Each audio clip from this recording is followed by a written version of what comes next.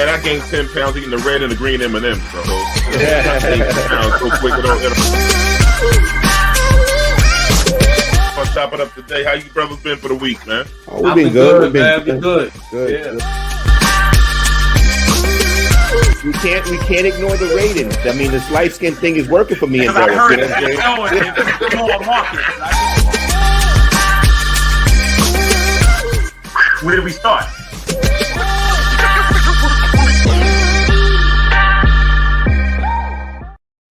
Yo, what's up? Welcome back to Let's Chop It Up. Please follow us on Facebook, YouTube, and Twitter. Like and subscribe and tell a friend to tell a friend about Four Fly Brothers on this platform. So my brothers, how you guys doing, man? I see you guys in a few days. Talk to me. What's going on with you, Derik? Hey, man.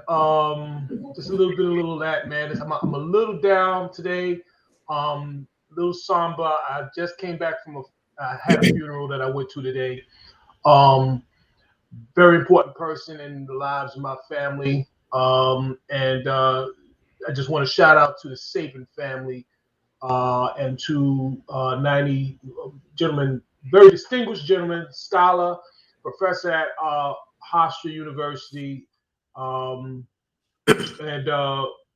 very distinguished gentleman, Mr. Roy Sapin.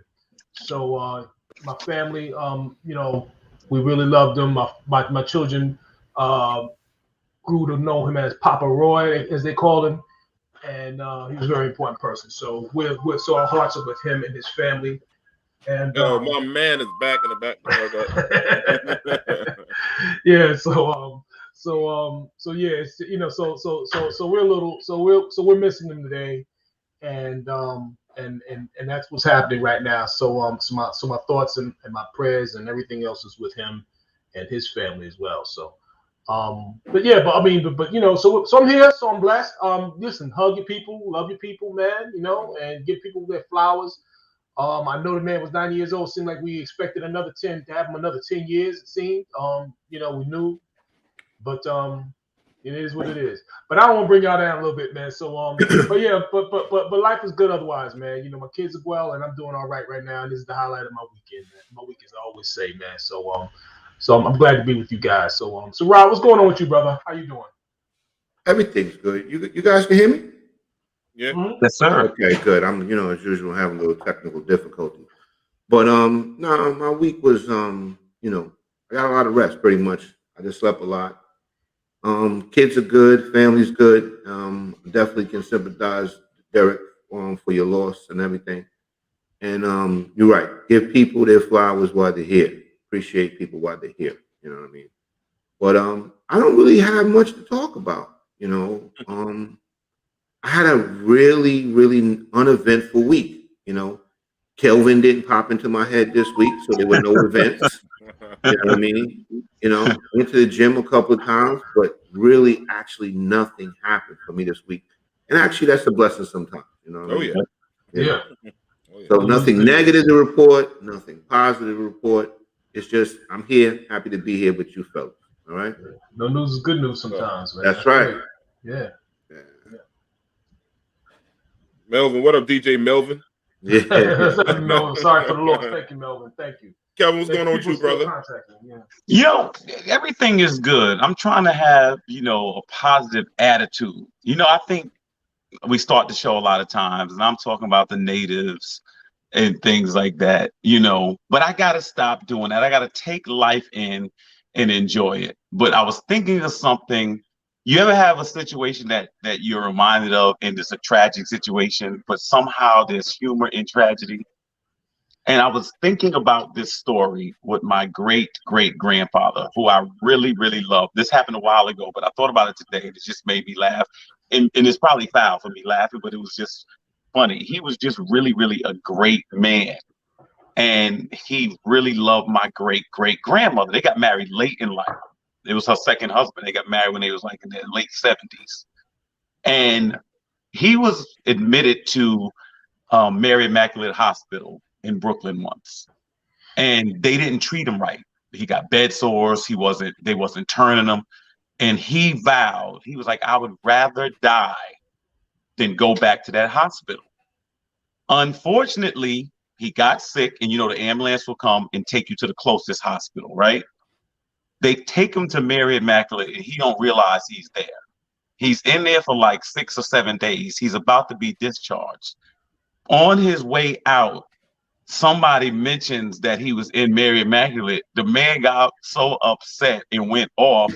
He wound up having a heart attack and dying. Now, let me tell you something. Damn. I'm sorry to laugh, but that's some funny It's not funny. When I thought of it, it was messed up. I truly love him. I know it's not funny. It's now in retrospect, but he was about to be discharged. And when he heard, and I don't know if you know those old men, those old black men was feisty. Especially when they got old, they was feisty and angry. And I'm talking about when they was about to sign the discharge papers. And it's like, well, thank you for being at Mary Immaculate. He's like, Mary Immaculate? And I mean, he went off and just lost it and worked himself up into a heart attack. And that's how he passed away. And I mean, it wasn't funny then, but the irony is so crazy. And today I was telling somebody a story and they didn't want to laugh. But when they saw that I could laugh at it, they just started cracking up. So I don't know why I shared that story. But I said all that to say my week was all right. You just got to try to look at things in life and still find the humor in it. So other than that, everything is good. D, talk to me. What's going on? Well, since you want to talk about the natives, I will. I know you got your Red Bull machine, right? Right. From you, right? So where I work at, we have a vending machine. Prices are way affordable. I'm talking about like the little Debbie cakes. It'd be $1 in the machines. I was only 50 cents. The natives broke into our machine while we at work and stole all the stuff out of there. And I hired the hired witness, aka the security guard, never ever stopped one person. I pay you to be at least the witness. You can't get a name. You ain't got no description. And it's like I hate the people always think I'm the bad guy. I'll be like, you fire him. But Rod knows our boy Webb. Webb was being nice about it and kept him on. But the natives and the lady that has the machine, black-owned business, I got to give it to her. She said, I don't want none of the kids to get in trouble. I'm gonna tell. Let's sit down with them, teach us, so I can teach them how to get this business and tell them about why you stealing from a black-owned business. So I got it. It was a lesson in it, but it was just mad. Like, damn it, natives. These are only 50 cents. Okay, D, let's be fair. Okay, this is the new 2022 Kelvin. Perhaps a white person came down to East New York, came into a completely black charter school, and just walked past everybody, being white, and broke into the machine. Is that a possibility? The white Holy Ghost came in there and just took all the damn stuff. I mean, they emptied the damn thing out. And here's the thing: is they locked the thing back. Yes. They put the lock, but snug in the lock, so it wouldn't. It's a whole big. D, my people will steal snow. I'm talking about it don't matter. But I love you, D, because you still believe, brother. I still believe. And then me and the lady gonna have a talk with the kids. We're gonna talk about don't steal from black-owned people. And if this was your mom business, your auntie business, something like that, how would it be? And she want to still teach them how to get their own vending machines and open up food trucks like she has. So shout out to the sister named Renee. But otherwise, the week was cool, man. It was a good football week, brothers. Y'all remember this? Y'all watching the game? It was a good football week, man. Yeah, great games. Down to the wire. I like that. It was the truth. I was just hoping Kansas City, they should just let them wear some Jets uniforms. Just so I know. I don't think that's going to happen, Kelvin. I don't think that's going to happen. They wouldn't play the same anyway. They wouldn't play the same. But no, those are some good games. I think whatever team wears that green and white will be affected by the green and white. I think you are so right. Yeah. I think you're so right. But no, that was good. I think the NFL once again proved to the NBA and to Major League Baseball there's a new sheriff in town. Oh yeah. America's game is football. That's just what it is. But the Super Bowl always let you down. Yeah, you can't ask for it all. You rare to get a classic Super Bowl. Yeah, to me, the Giants, the helmet catch was classic. Tom Brady coming back on the Falcons. I don't know if it was classic or the Falcons just fucked up. Oh, they the stupidest team. Yeah, they fucked up. They just right. Yeah, and Seattle against the Patriots. Everybody go against the Patriots, do dumb stuff. Except for the Giants. No, No, the the Giants. Giants. The Giants always got it right. The Giants got The that. Giants kept getting it The right. Giants got their number. Giants got their number. Do you think Brady's retiring? Yeah, without a doubt. I think. You think this is it? Why I doubt. I think this is it. I think because his wife, the way he was talking before last year, he came back automatic and said, "I'm coming back." This time he's like, let's wait and see. He's been talking it like they used to talk. This the only doubt I think. The only doubt I have is he said it's gonna be a family decision. In mowers, he still wants to play. And if but his wife wants to come home. Yeah, it's getting hard for him to justify it. And he got a kid he has a son that lives in New York, so he probably wants to, that kind of stuff. I think the family decision thing, I think that's a politically correct statement. That's like PR stuff. But I'm kind of leaning towards, this might be it for him. I think Aaron Rodgers too. I think he might he's not retiring. He's just leaving the Packers. He's not retiring. You think so? No, he said he wanted to play the 40-something. I think he's going to wind up in San Francisco. Okay. That would be sick. I think he's going back to the West, go back or Denver, but he could go back to the West Coast. He's built for that. I think one thing though, I think he don't deserve to be in that upper echelon conversation no more. I'm sorry. Aaron Rodgers? You've been in 4 NFC championship games and lost all of them. I think it's a wrap. Yeah, I mean, you see. But some other news, Rodney, man. Some tragedies happened in New York City, man. I want you to take this moment and talk about it, man. Yeah. For everybody that watches the show, and everybody here at the Let's Shop It Up family knows that I used to be NYPD sergeant, and despite how disconnected I am from the job, something like this always hits home. You know what I mean? We at the Let's Chop It Up family, we want to send our condolences and we want to send our prayers to the families and friends and the colleagues of the 2 very young officers that were killed in the line of duty serving New York City. Police officer Gilbert and police officer Jason Rivera, both of the 2 precinct in Harlem. We want to take this moment and give these 2 fallen soldiers a moment of silence from the Let's Chop It Up family. Starting now.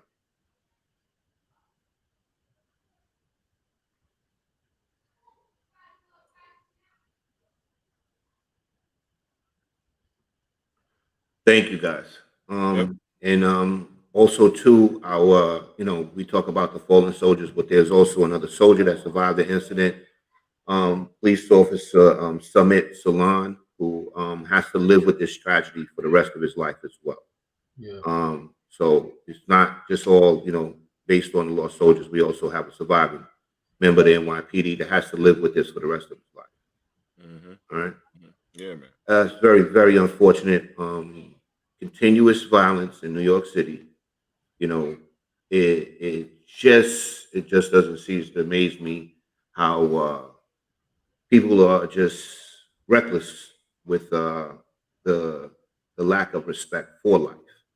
Basically, what I understand, these officers basically just walked into this and never really saw it coming. You know what I mean?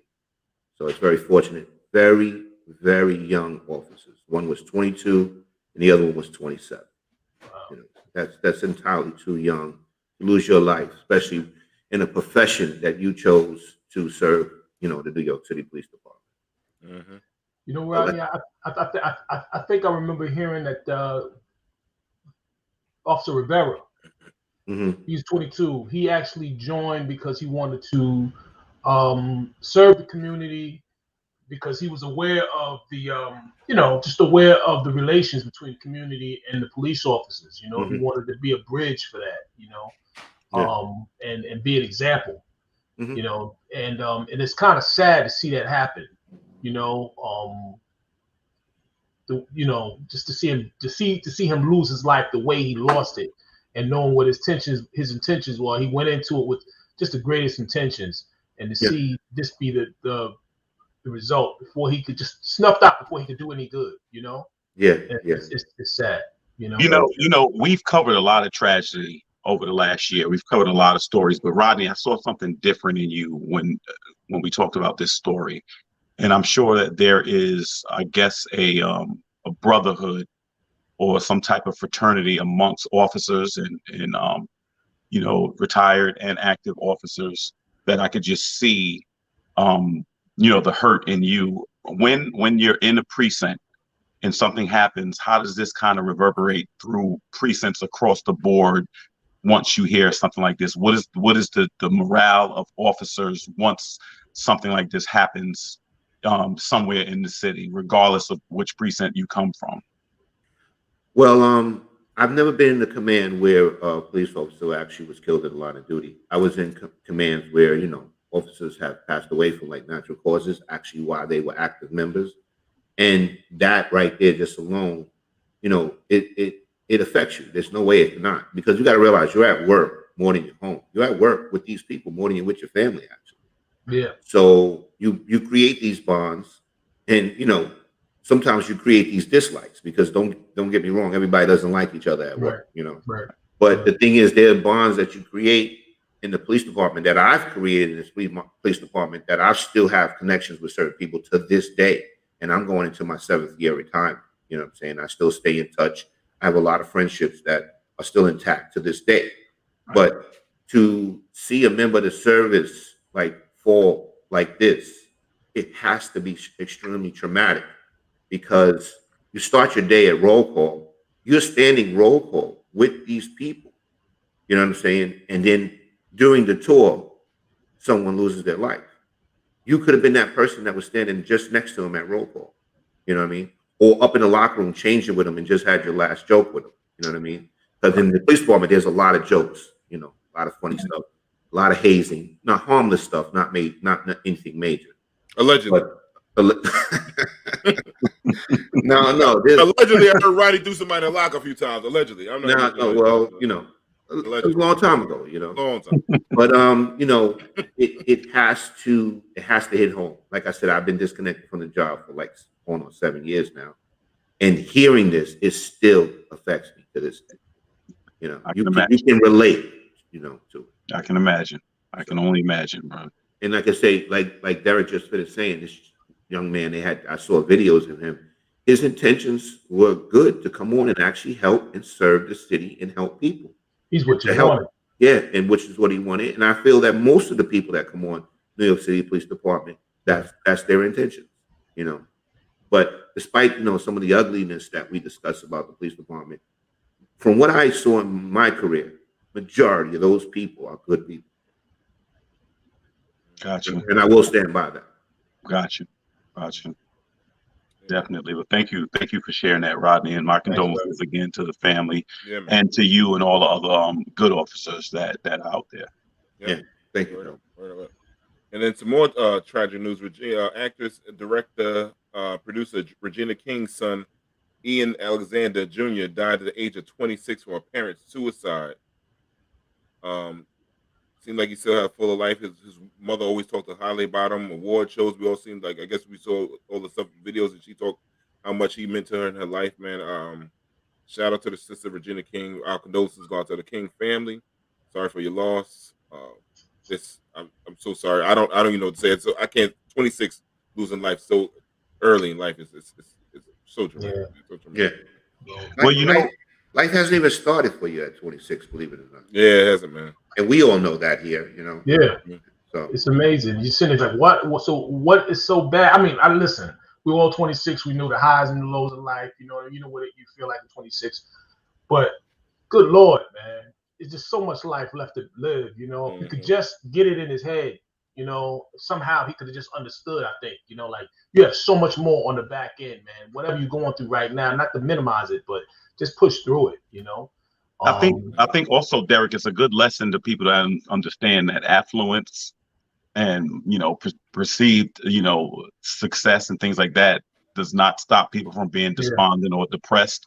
I've had a lot of loss of very, very close relatives. My entire immediate family, mother, sister, father, have all passed. I don't know how I would have handled someone taking their own life. To be left behind and have to pick up the pieces. First of all, it's not natural for parents to bury their children. Correct. And then not only that, in that manner, because the parent is going to always think, is there something I could have done, or why couldn't the person come to me? So you're grieving, and also you're sitting there, probably just your head is spinning, because you just wish there was something that you could do. Because anytime somebody does something self-inflicted, you feel like, it could have been prevented. So that's got to be the hard thing. So my heart breaks for that mother, and she would, I'm sure, like any mother, give back her career and anything she's accomplished just to have her son. So that is tragic. And then for anybody out there that may be listening, if you feel suicidal, if you're going through something, if you're going through some pain that you think no one understands, please reach out to someone. You can reach out to us. You can reach out to someone in your neighborhood or community leader or a person that you may trust, even if it's a stranger with a hotline or something. Please reach out to somebody. Somebody cares about you. Somebody loves you, and somebody will be willing to help you. So I don't want to be on a soapbox or have a public service announcement necessarily, but we don't want to lose anybody like this. There's, no matter what you're going through, there's somebody that'll help you work through it, and you can get through it. So that's all I can share on that. Yeah, man. From my experiences, I've ran into a lot of situations where I've seen suicide and I've seen attempted suicide. And one of the most rewarding times of my career was when I actually was able to stop somebody from jumping off of the Brooklyn Bridge. Believe it or not. Wow. Yeah. And it wasn't that I was physically there. I talked him off the bridge from the phone. Wow. Yeah. He I got a job, and the parents, he called his parents and they called the police, and he said he was at the bridge and he was about to end his life. And they put me on the phone with him, and I was able to talk him off the bridge. And later on, I'd say maybe about 4 weeks later, he came to the precinct and he thanked me. Wow. Yeah. So the thing is, I made him realize that whatever he was dealing with today doesn't mean he'll be dealing with it tomorrow. You know what I mean? And that life is based on years, days, weeks, whatever we want to consider it. But the thing is, every year changes, things get better, and things can change for you. So don't end your life over just one simple thing that you're going through right now. You know what I mean? It's it's a moment in time. Correct. Because me and Dee known each other a long time. I mean, I went through some stuff, and I mean, I've never thought about ever killing myself. But we thought about killing other people, allegedly. Gee, I didn't want you to say that. It's all alleged. These are just jokes. I'm trying to be like in a humbling moment. All right, go ahead. No, but the thing is, I never thought about killing myself. But what I did realize is what I was going through at that time. Everything turned around later on in my life, and my life is amazing now. You know what I mean? Yeah. So sometimes we go through things just to shape us for tomorrow. You know what I mean? So just take that into consideration. Anybody out there that might be thinking about trying to hurt themselves. I tell people all the time, that's well said, Rodney. I tell people all the time, helplessness does not always result in hopelessness. Yeah. There is still some hope, And I had a situation that was different, Rodney, where I had a message, and after I delivered the message, someone came to me and said, I was considering killing myself after today, and I decided I want to live. And I can't take credit for that. I'm just thankful that the person, something they heard in that message changed the trajectory of their life, and they wanted to live. So, Yeah. All right, look, we took the conversation down. Now we're gonna bring it up right now. Chop it up. Now, Kelvin, I think one of you guys want to bring up some the black-owned business again. Anybody foolishness about some black-owned? Oh, Jamie, the producer, put it in. Okay, all right. That went well. I'm reading over the script. Kelvin got some new headphones. Oh shit! Yeah. He got the wrong color, but they knew. Nah, y'all know about Beats headphones, right? Yeah. These are Beats headphones. They just say Sony on the side. Oh, that's all. Okay. Yeah, they Beats though. You know what I'm saying? Just let you know. and you got the discount white color. Yeah. You know that's a discount color. Word. These are original. These are fine. That's what I'm saying. Because of the Nike check mark, I had to match it. You know. Kelvin said, "Which one's on sale again?" Okay, that's the ones I'm buying. You would have came out with a rainbow one too, but it was on sale. On Nah, Kelvin. brother, nah, I can't mess with the rainbow, brother. Nah, really. Producer Jamie said, "Let's go to commercial." So Jamie, take us to commercial. Jam.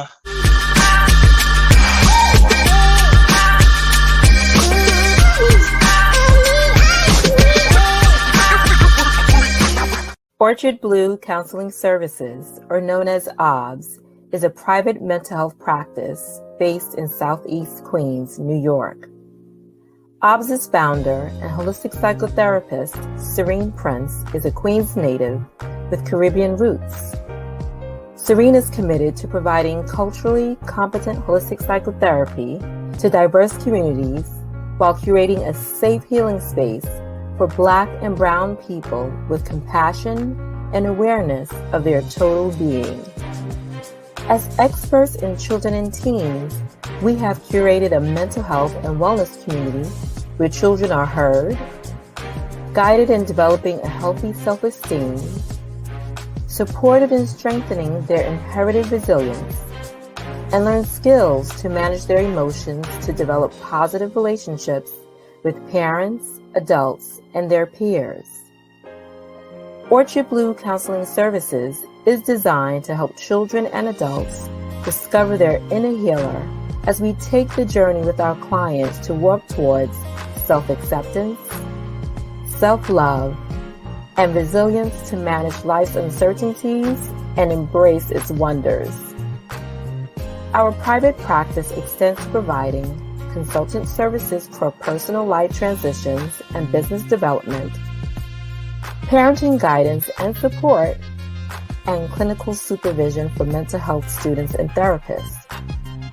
And be sure to book our founder, Serene Prince, as your next holistic speaker, offering your audience a life-changing experience. Now that you have taken the first step to learning about us, we invite you to walk towards a healing and progressive life with Orchard Blue Counseling Services. Contact us for your free consultation where applicable.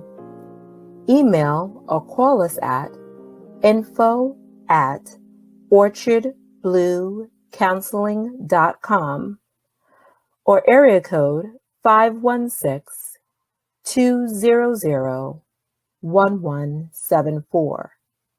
You can also connect with us at our website and social media pages, orchardbluecounseling.com, or on Instagram at orchardblue_counseling SBCS, or Facebook at Orchard Blue Counseling.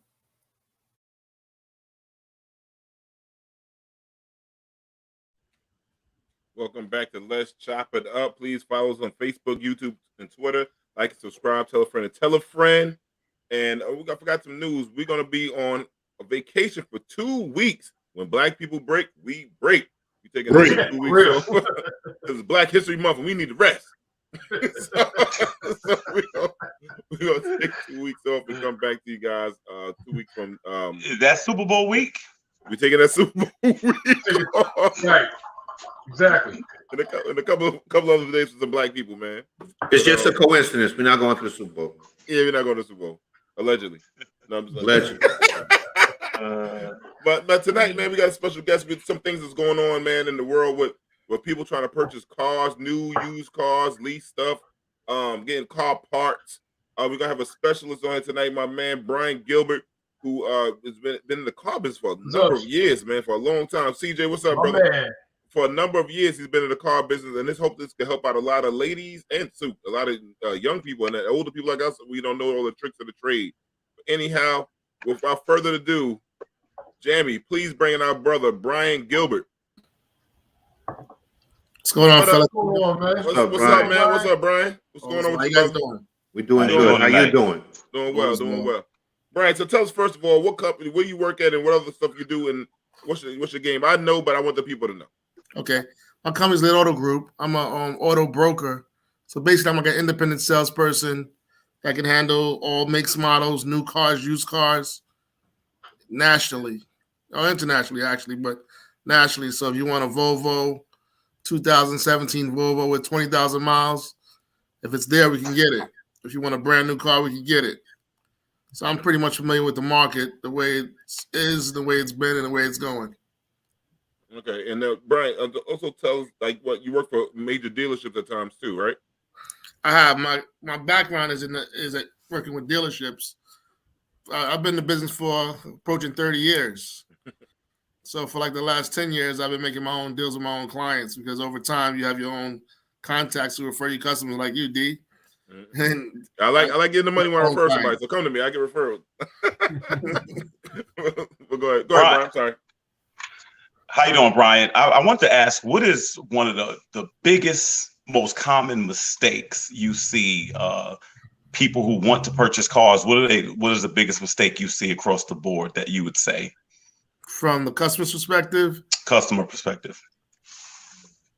They don't know what they want, and they don't do the research before they move forward.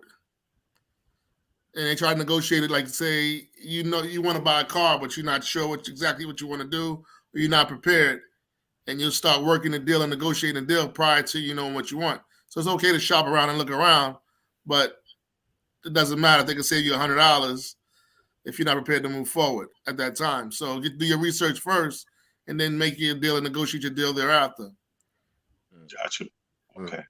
Brian, what kind of advice would you give to a person that is actually a young person buying their first car?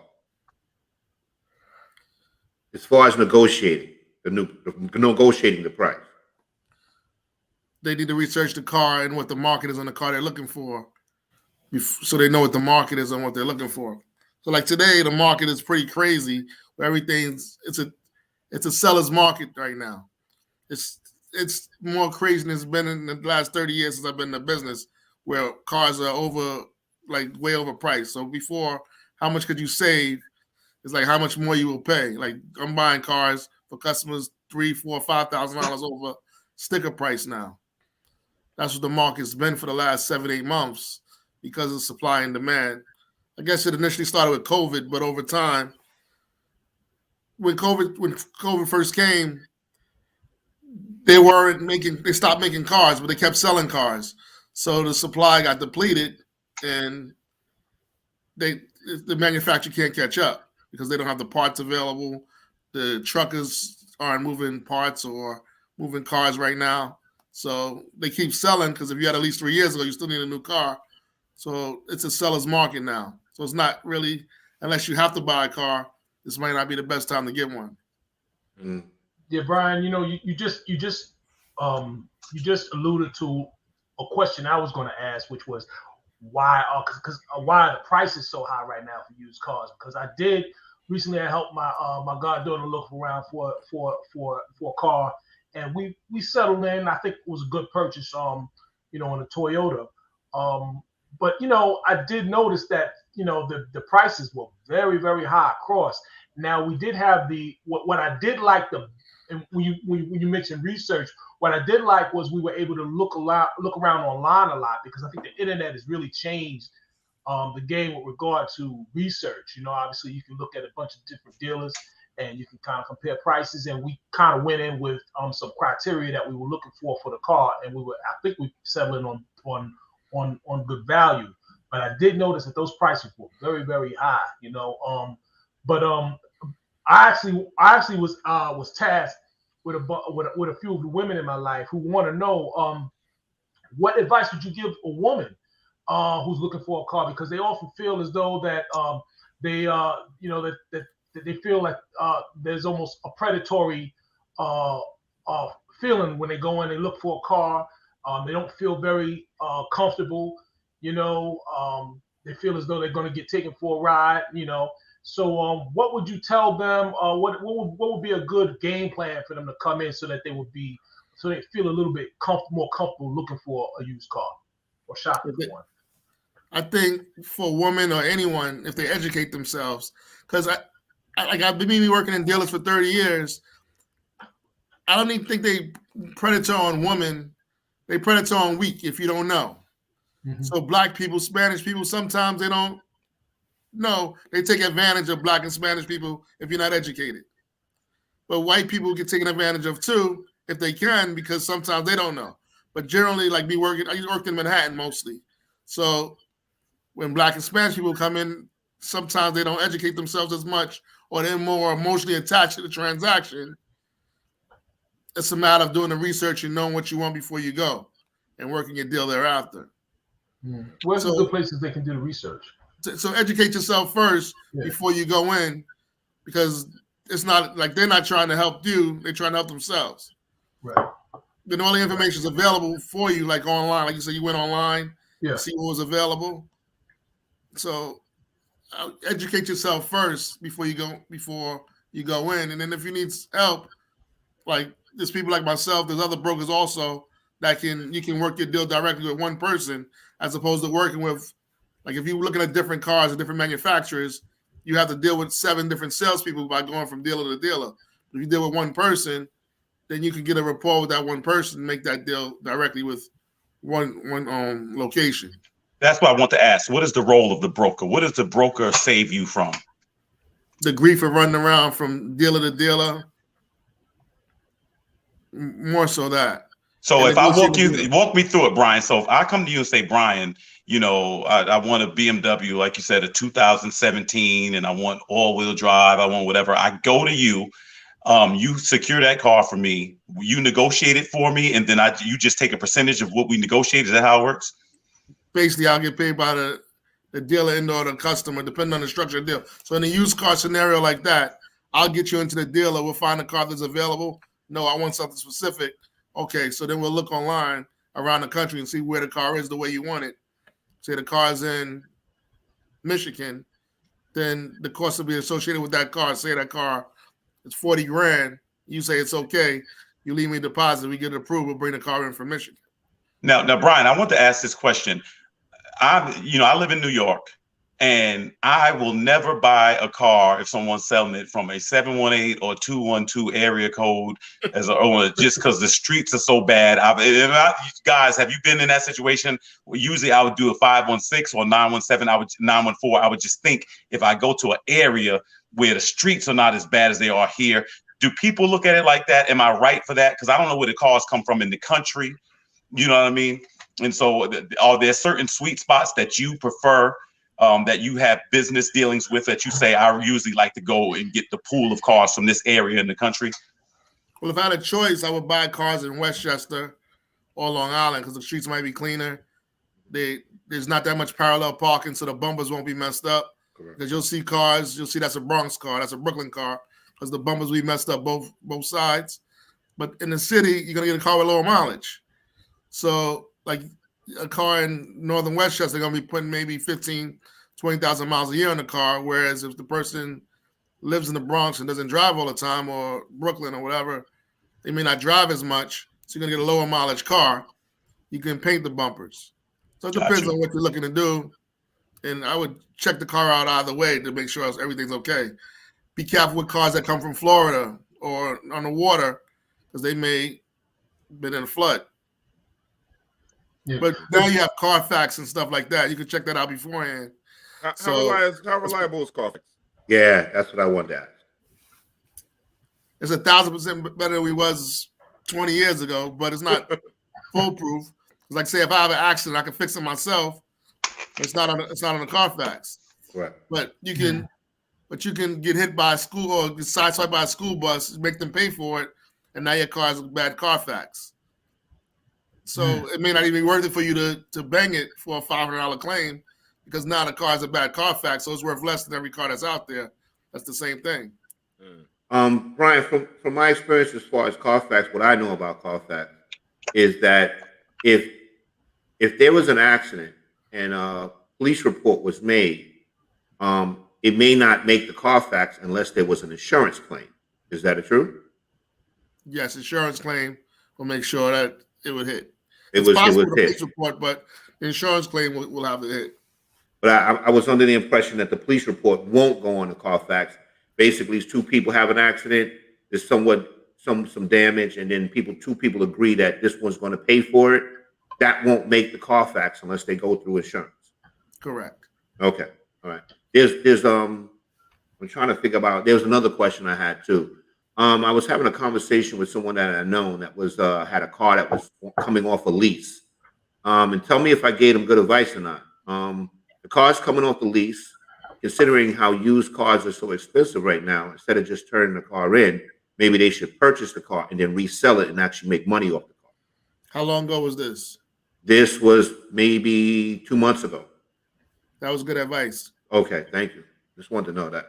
So if you got a car coming off a lease, it might be in your best interest to purchase the car and then resell it because the used cars are so high now, you can actually make money off the car. Depending on the car, but like it was a BMW. Honda, like it's possible that you can get in the right situation, but you got to be careful because that's an expensive car. Mm-hmm. So like it could be coming off lease like a $40,000 residual. That's you don't want to make a mistake on $4 or $5 grand. Mm-hmm. When you get a lower price car, like say 15, 20 grand, if you make $1,000 mistake, you can make that back up when you sell it. But if you do that on a $40,000 car, you got to pay $4,000 in taxes. It's hard to overcome. I got you. Hey, Brian, it may seem a bit rudimentary, but I'm going to ask anyway. We mentioned people doing their research. And so imagine a person doing their research, looking for a car online or what have you. What concerns or what things they should be thinking about, let's say, with regard to, let's say, a car that is listed by the owner versus a car that is maybe listed by a dealer or what have you. What are some of the concerns that people should be aware of? The solid thing, I guess, if the car's through an owner, a private sale, that's going to be a lower price car. Usually, right. You're not buying a private sale car for anything over 20 grand. So with a dealer, at least you have recourse going back to the dealer. If the price point's the same, I would rather buy it from a dealer because you have some sort of recourse to go back to. Whereas, like in New York, you have lemon law. If you buy it from a private sale, you don't get that. You take it, you beat if it breaks down next week. Whereas at a dealer, you have some sort of recourse. Mm-hmm. Now, I have a couple of friends who are mechanics, and they told me something interesting. They were saying that some of the older cars, mid to late 90s cars and things like that, that some of the dealers or some of the manufacturers were using better parts then. Now it makes sense with a lot of newer cars to use cheaper parts. So you could have a luxury car that will substitute out the parts made somewhere else. Because I was wondering like why, people now with cars are saying that they break down faster. And it's not just cars, it's across the board, appliances, everything. I have this thing about, I'm not a big car note person anymore. I usually like to just COD if I can. But it seems like people are keeping cars. The mechanics are telling me people are trying to keep old cars on the road longer simply because they can't afford to buy new ones. And some of the cars back in the day were better. If you had to pick an era that you like the cars in a certain era, like, maybe within a 5-year interval, what was your favorite era with cars from? Because I know the computers and stuff are now, the technology is there, but do you have an era that you liked in particular? You've been doing this 30 years. Is there an era that was like a sweet spot for cars for you? Well, technology is current and it's always changing. So like say, when I first started selling cars, you had cassette tapes. Then you had a CD player. Now the cars don't come with CD players. So over time, like just technology changing, the function of the car under the hood, most people don't go under the hood, even when it breaks down, to have someone tow it. So that's less of an issue. It's usually like what you deal with every day. And you want to have the comforts of anti-lock brakes, safety features that didn't exist years ago. Backup camera is a big deal today. It didn't exist years ago. Some people, they practice their driving test, the backup camera. They can't use it though, but you get so used to using it That's the only way people know now. So Hey, Brian, yeah. the current era, because technology is always advancing. Awesome. Hey, Brian, one question. If you had one model, 1 year, one of a car, if you could just, it's the only car that you sold, right? What would it be? What would be the best value to you? If you feel like you could just sell that one car all the time and make everybody happy, what would that be? What year would that be? What model would that be? So prior to the pandemic, the best value car always was a Jeep Grand Cherokee. Because you can wear a tuxedo with a Jeep Grand Cherokee. You go to a football game with a Jeep Grand Cherokee. Your wife can wear heels. She can have on a sweatsuit. And the price point of that car was pretty standard. Like, it's a $40,000 car, but at least like a $30,000 car. That's not so much the same today, but that's the way it was. But that was the best value car. Like a Honda Accord is a $30,000 car, had a similar payment to the $45,000 Jeep Grand Cherokee. So I think the Jeep probably was the best value. Also, like say if someone had to, like they was living large and they was spending a lot of money, like $700-800 a month, they say, you know what, I want to cut back. I don't want to spend so much. If you go to a Jeep Grand Cherokee, it doesn't look like you fell off. But Right. if you're driving a Honda Accord, You got a point. you're driving a Honda Accord and you want to come up a little bit, the Jeep Grand Cherokee, plus you'll never have a problem in the snow. The potholes aren't going to beat you up too bad.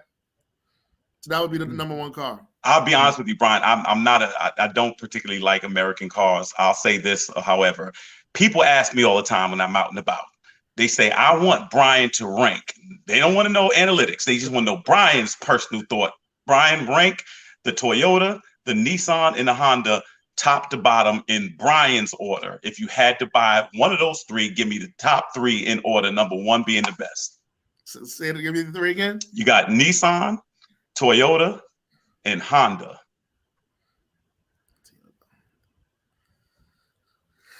I would say Honda. Number 1 or 3? Honda number one. Oh, Number one is the highest. No, number 1 is Honda. So I'll do three. So Nissan, Toyota, and Honda. Really? Honda's on the bottom. Wow, I'm surprised. So Honda's number 1. Honda's in the middle. Honda's number 1. Oh, okay. Honda's number one. Okay. Yeah, Got you. Yeah. But moving forward, you got to add Hyundai and Kia to that mix because they pretty strong. Yeah. They're stepping up. All right. Yeah, It's hard for me. You know what's so funny? I go back to 86 when you can get a Honda for a $99 a month payment. And so when they got a luxury division, it just still, I don't know. So funny. I look at Honda tries to change that image, and then Buick. Man, I always say if you are elderly, I think they give you a Buick.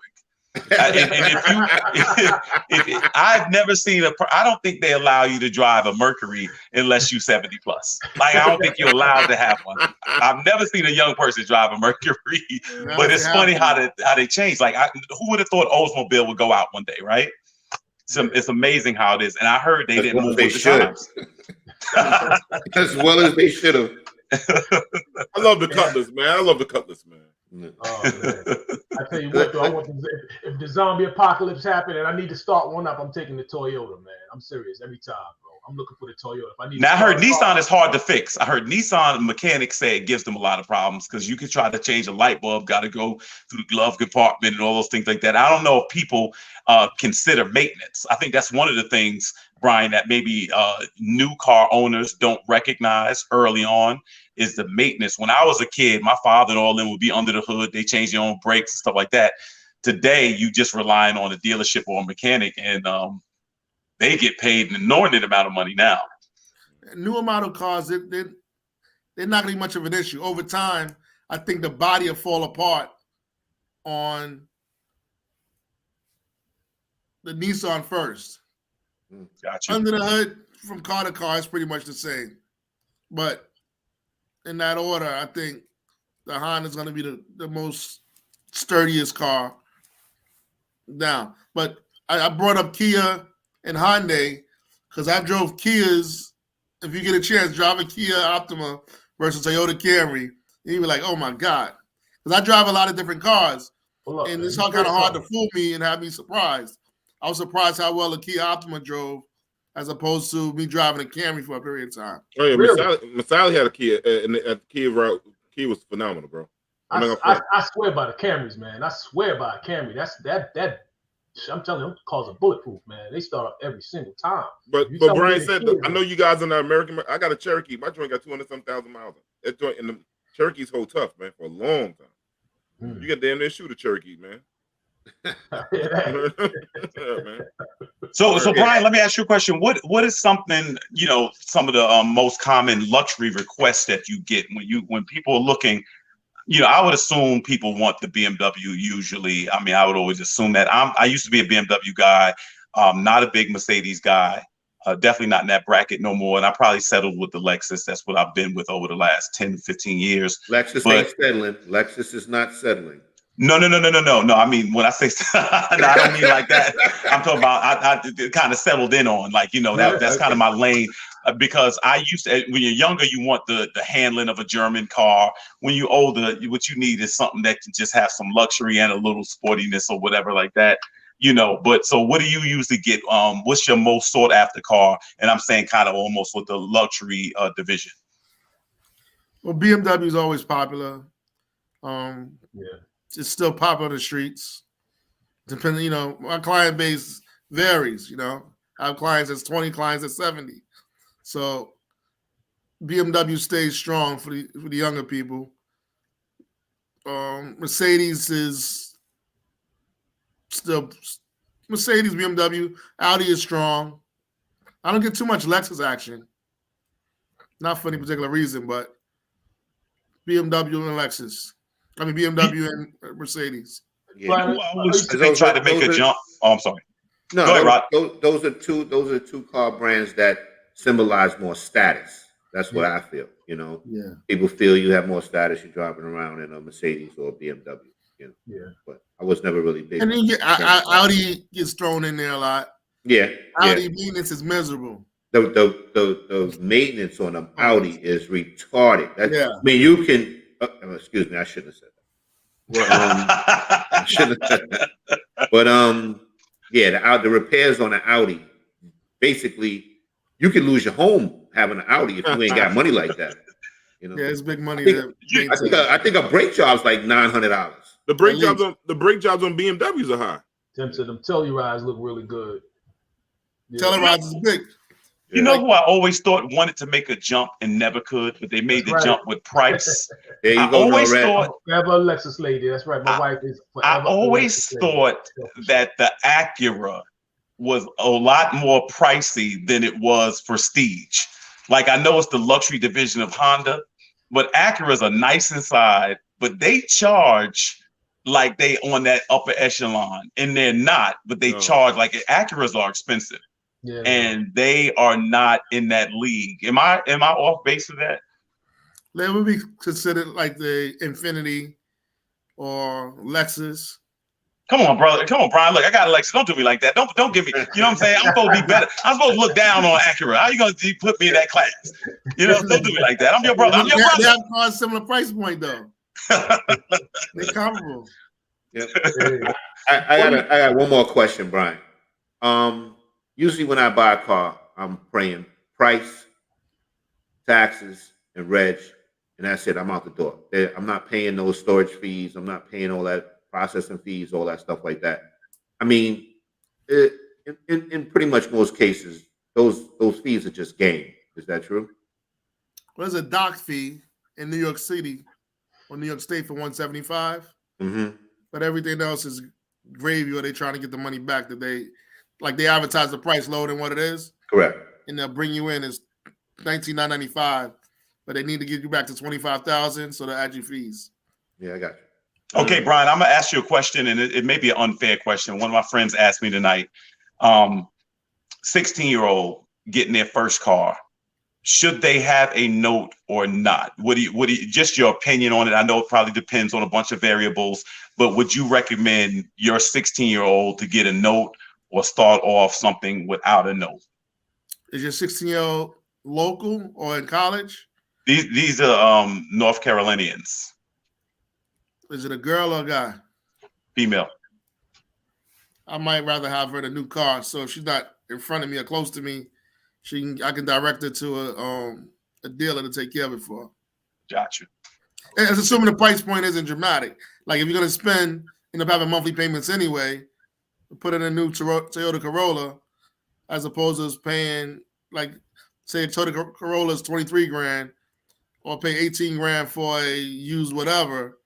But you got a new car, new miles, new tires, new brakes, and if she's in school somewhere hours away, you don't have to worry about it. She'll be okay. So it's safety, not status. Safety, definitely safety.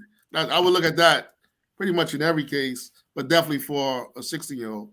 Gotcha. But for a 16-year-old, I would think that a 16-year-old is pretty much a new driver, so there's going to be a lot of mistakes made with driving, like little dings and bangs. But if you have a ding or a bing on an $18,000 car or $22,000 car, it's going to cost you the same to fix. So give her the best safety tool available, especially if the price point is not going to be dramatically different. Brian, what are you seeing with regard to hybrids right now? Are you seeing people buying, or there's any movement on those? You know, what are you seeing with regard to used hybrids? Hybrids are sticking around. I can't imagine us not using gas ever. Getting to a point where we only plugging in cars. Correct. It's coming. But like with Tesla, and there's a few hybrids that's still rocking. If you're leasing a car or going to be in the car short term, it's usually not worth it paying extra money for it, because you're not going to reap the benefits on the difference in price and gas for like 5 to 10 years. But if you keep the cars a long time, then I guess it's a value. And also gas fluctuates. Right now it's high, so it's more of an issue. When gas goes back down, it's not that big of a deal. Brian, you've seen a lot of increased requests for electric cars? Yes, a little bit more than it's sticking around, and Tesla's doing very well. So it's growing. But with the regular cars, because I don't do Teslas, but like with regular cars, people will go back to regular gas cars because they don't want to pay extra money for the hybrid. At first, they'll inquire about it, but it's going to cost them $3 grand more. I say, nah, I'll let it spread the $3 grand out over my lease or my ownership. Brian, this is my last question, and I got to know. I'm from the old school where the first car is supposed to be a hoopty. What happened to the hoopty? Is the hoopty still in play? Because you got to own a hoopty one point in life, right? You're supposed to start off with a hoopty, right? Am I right? I guess that's old school. That's like even older than us. So I guess it depends on the same situation. Like if you're around the corner and you going to school down the block, I guess it's okay because your pops can come get you. But if you're away in school, the hoopty's not a good idea. Yo, Brian, let me ask you a question. So when a person, say if a person brings a brand new car and they don't get all the bells and whistles, they don't get the wood grain and all that stuff, is it cheaper for them to come back 2 weeks later and say, yo, want to add that on, or should they buy it from the beginning, fully loaded? If it's in the car already, it's worth it to get it in the car already. But like a wood grain, like if you just want the wood grain, and that wood grain is only available in a car that's $10,000 more with leather and soap and everything else, but you didn't necessarily want leather and the roof, you just want the wood grain, then you can buy the wood grain for itself for $400. So it depends on what the difference in money. Gotcha.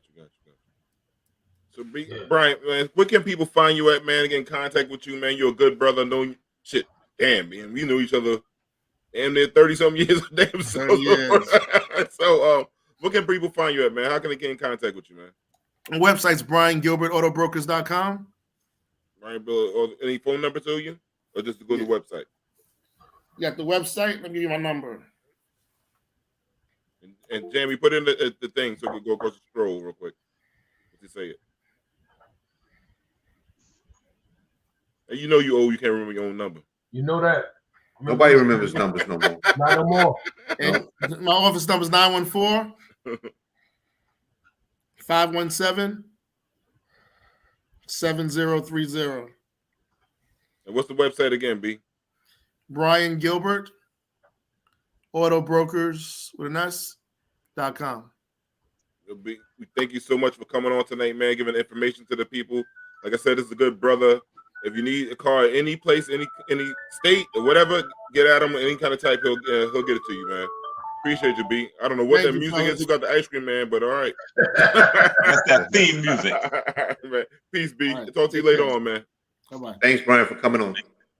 Hey, Yeah, Rodney in the middle. Who you at in the All right. middle? Rodney in the middle. Who you at in the middle? I'm taking your job. In the middle. There we go. My brother to my right there to my Now we see the what show this to is my about. left. But Yo. The versus battle, light skin and dark. Yo, something just came to me. Uh-huh. No disrespect. Oh, here we go. Kelvin, you look like you in the hearing booth taking a hearing test with those headsets. Yo, it's the headsets. Man. I gotta That's lift. what's doing. Don't you have to lift one? You're supposed to go like this. When you hear it, right? Yeah. Yo, y'all gonna stop disrespecting them, brother. These is hot. Everybody right now. You know who I got these from? No, we don't want to know. Don't promote them. Fisticuffs. Fisticuffs rock these. The hottest on the street. Y'all don't remember Fisticuffs? What? No. Fisticuffs, the hottest rapper on the game. Oh my God. From the Chappelle Show, Fisticuff. You don't remember that? Oh. I thought it was a real store. Yeah, me too. I'm like, yo. I thought about to say you got that vending machine and people stole out of. The shout out to our brother Brian for giving some insight, man. If you need a car, please, Rodney, play this back to people. Yeah, that's what you look like. You look like you're taking a hearing test. I forgot about the hearing test. I forgot about that. Remember they used to put you in that big ass booth and you sit there in the chair and all you're supposed to do is raise your hand, your right hand up. No, yo, I remember when I was taking the physical for the police department. They put you in there for that. And I remember, like, you could stand at the door waiting for your turn, and you would see the people in there before you. And it was a guy before me. The guy was pressing the button. The guy wasn't moving none of his hands. Oh, he was on job. He was pretty much deaf. He couldn't hear nothing. He said, "Hey, well, he won't be a police officer." Was his name Jamie? No. I said he needed to work in the Helen Keller school. That's what he needed to do. Was his name Jamie? Was he producing any kind of shows? No. Okay. Leave Jamie alone. Yeah. You see that? About to be mean. You're about to be mean. No. Jamie has selective hearing. He only want to hear you when he wants to. Hear what he want to hear. Yeah. Well, that's what happens sometimes when you get married too. You get selective hearing. Too. Oh hell yeah. Hell yeah. Oh, yeah. Oh, Derik, you're dead now. Hell yeah. Maybe she's not watching. Maybe no. You gotta learn how to filter, bro. You gotta learn how to filter. I'm serious, man. Hilarious, man. See what we've got on the chopper block tonight. Oh, a racist client demands refund after discovering that the business owner is a black person. Jamie, do you have a video for us to see? Jamie? Okay. Hey TikTok, I really need you guys' help on how you guys will respond. All my business owners, my people of color, how would you guys respond to this email? So let's be very clear. I am blocking out this client's information for privacy reasons. And yes, I said client because they are not a customer and they are not a supporter. So let's be clear. So this morning I received an email asking for a refund because they do not support businesses of color. Given a refund, fine, not an issue. I've processed refunds. Typically, I have a policy saying that I don't give refunds, but in this situation, I will 100% give you a refund. My issue is outside of them asking for a refund, they went on to furthermore say, please don't make this about a race tyrant. We know how you people like to act. What do you mean by you people? How do we like to act? How do you expect somebody to act when it's 2022 and you're still giving this type of energy? Furthermore, outside of this being a client, you can't miss that I'm a person of color. I make it very known. You see me in my social medias. You see me on my website. There's a whole page on my website that's about the owner. So there's no confusion on the pigmentation in my skin. I'm just utterly disgusted on the fact that They thought they ate with this email. Like, seriously? And then to add insult to injury, you end an email still being antagonistic and saying, have a happy holiday. Isn't it your people's holiday? So on top of that, you're not only dumb, simple, and slow, but then again, you want to be somewhat racist and not be educated.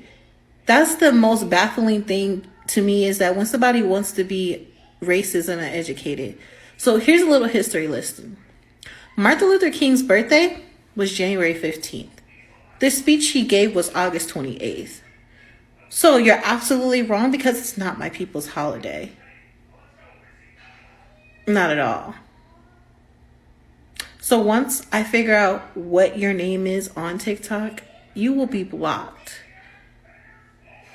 And I'm really disturbed by the fact that you thought this was okay. You could have simply asked for a refund. I don't ask questions on why people want refunds. You want refunds? You want your money back? You're not happy? Go ahead, no problem. But this is not okay. We need to do better in 2020. Thoughts, brothers?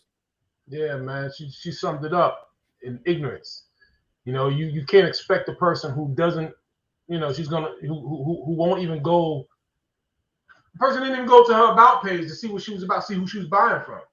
You know, so you can't really expect much. You know, and she turns around and says, you know, oh, I didn't know you was a person of color. That said it all for me. You know, so yeah, you know that the ball was low, and that's what it was. You know, it's a shame, bro. You know, but it ain't gonna stop, man. You know, it's not gonna stop. I'm sorry. We just gotta just get we just gotta deal with that. Support black business, y'all. That's it. At the end of the day, just support black business, man, because we got it. Because you see what's out here. Well, let me ask you this question, Derik. As a business owner, would you care whether or not your customer was racist or not, as far as them spending money with you? And the second thing is, would you have refunded the money just because the person found out that you, Rodney and I mentioned that earlier, would you have refunded it just because the person disagrees with your race? I don't know. It's so beyond the pale. It's hard for me because what I do is for what I do, there's no way that you could ever miss that I'm black. You know what I'm saying? So it's just really hard, you know. But I would never want to work for somebody like that, because honestly, what I do is very, you know, there's a lot of value to it. So, you know, I personally would like, all right, cool, I would refund your money. I don't care, you know. I probably wouldn't get that far anyway, you know. But I mean, listen, the money's green. I can't speak for anybody else. You know what I'm saying? You know, you giving that person's money back or whatever is not gonna, you know, it's not gonna fix anything. It's not gonna do anything. You know, I don't know. You know, so it's just that whole situation is so far beyond anything that I know how to deal with. You know, it's just above me. So I thought about it. I'm not giving you a refund because you found out I'm black. I thought about yeah. I know I'm not giving it to you. That's right. I'm not giving it to you. Now, if there was a problem with the product or something like that, yeah, but I'm not. I tell my wife this was all money ain't good money. Take your money and get the fuck on. Right. I'd happily give them. No, I can understand that viewpoint, but I'm actually what you're not gonna get your money back. You're gonna get an experience. So what you do is you're gonna do your due diligence. This is a teachable moment. So what you do is you go to the Proud Boys and find out what franchises they own or something. But in this case, no, I'm not giving you money back, because this is a business transaction. And what I'm going to do is make sure that I separate business from the personal feeling. I'll never forget this. Many years ago, I was going to buy a cleaning franchise called Molly Maid.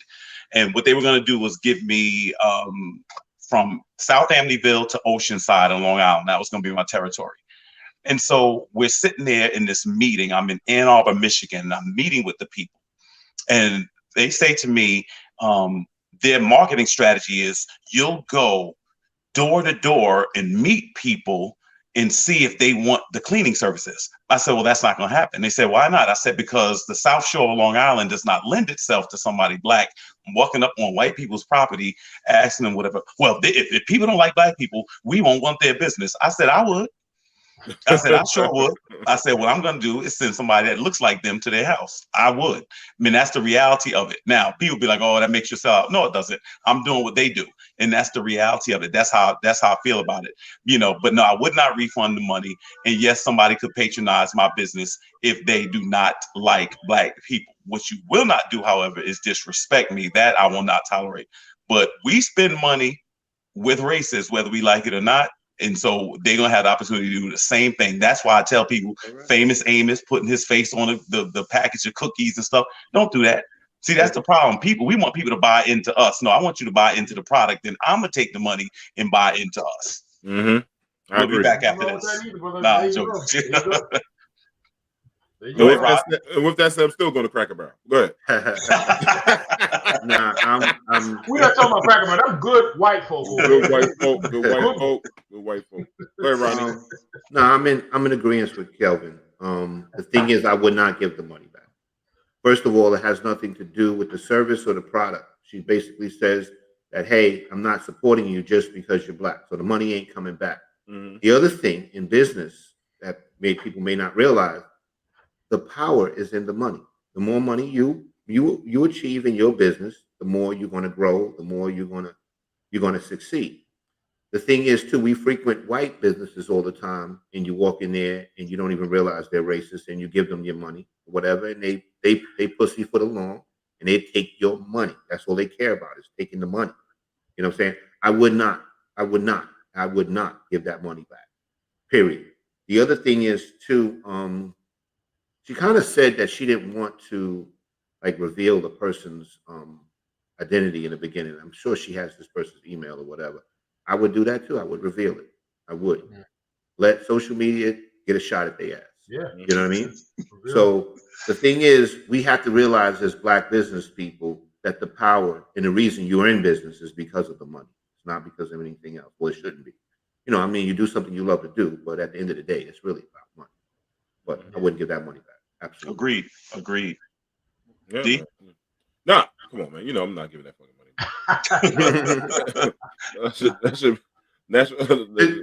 I just want to touch up on something. The reason this person wants this money back is because they don't want to give you power. They don't want to give you economic power, and that's why this racist wants that money back. Exactly. No, the money's not coming back. Right. And I'm going to take that money and buy a dashiki with it and tell them.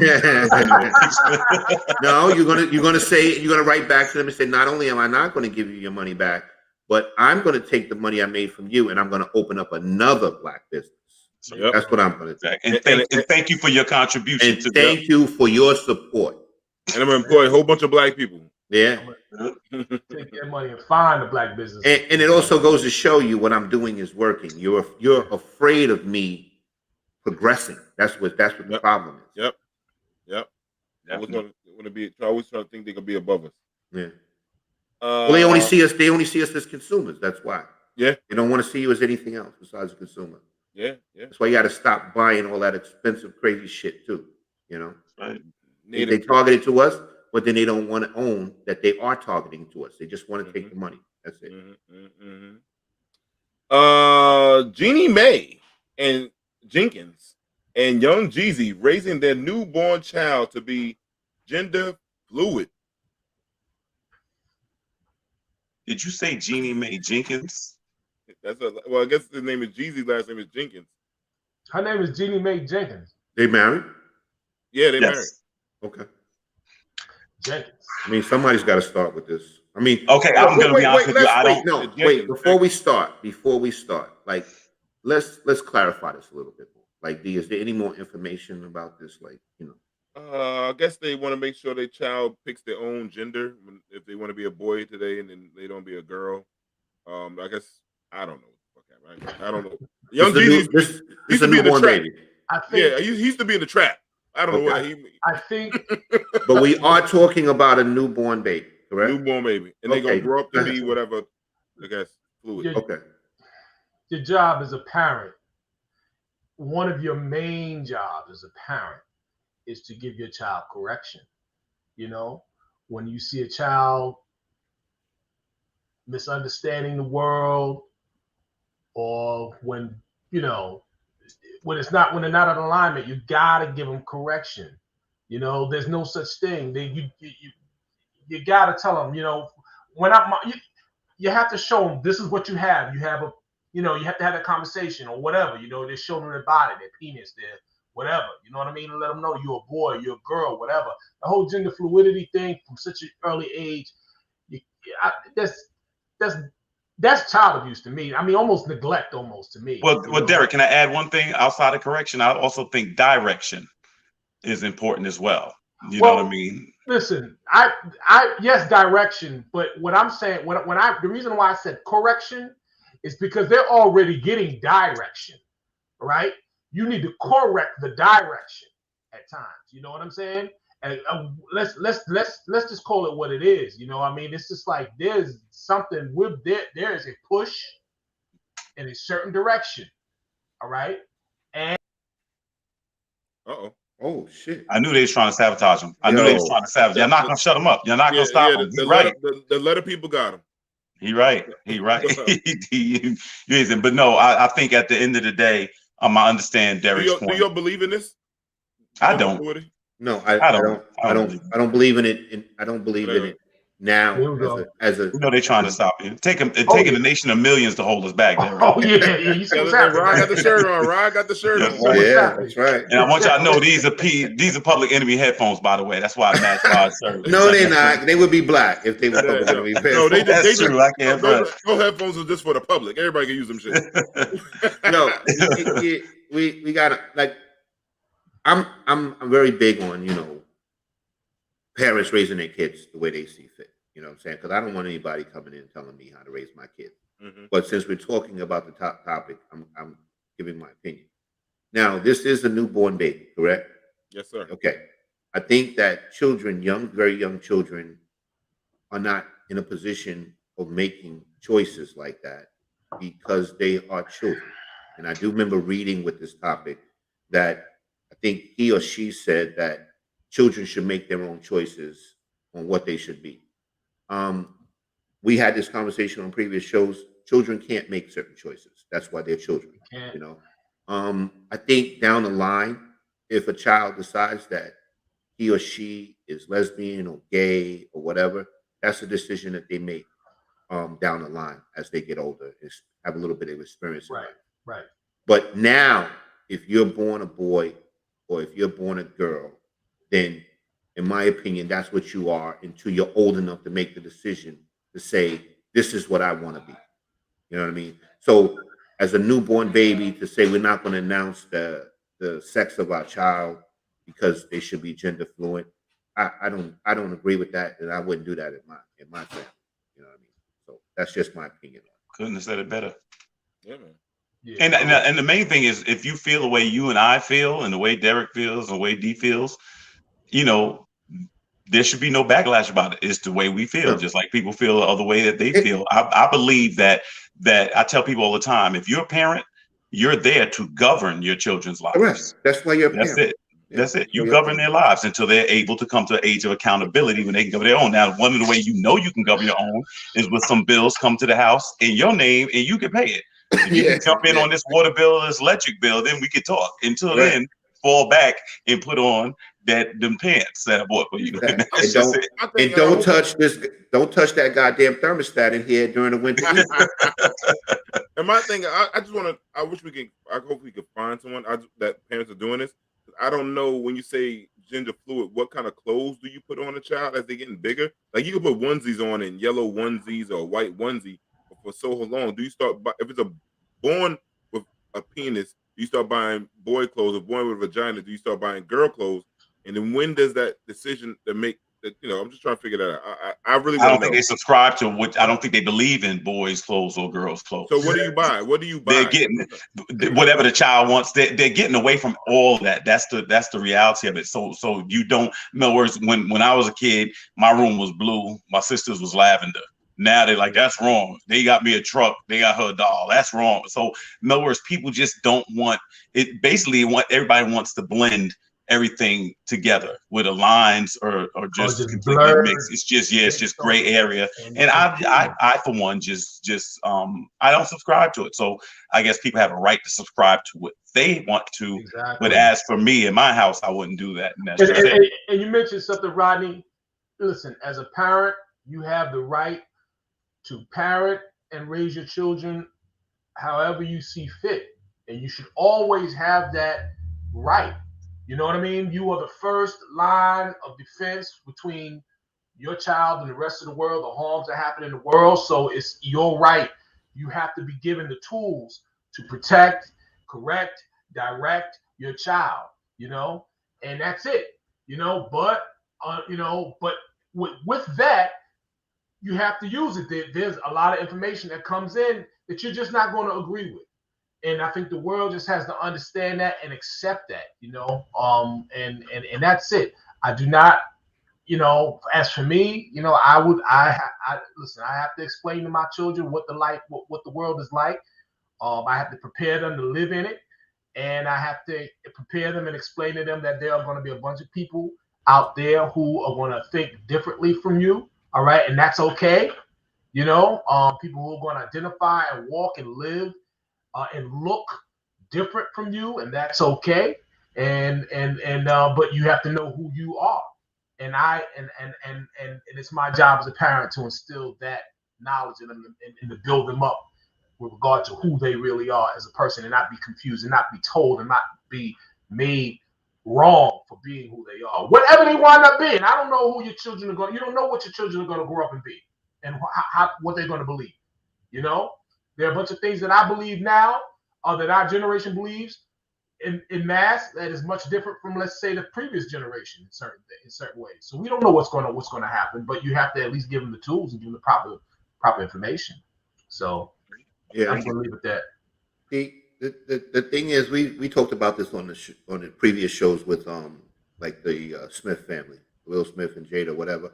And I said this before, like certain things with celebrities, it's too much information. Like you're letting people in your household too much, in my opinion, right? I grew up where, you know, we don't air our dirty laundry. You know what I'm saying? Not to say that this is a bad thing. It's just using the same. But the thing is, too much information. Derik used the word that I'm going to use now.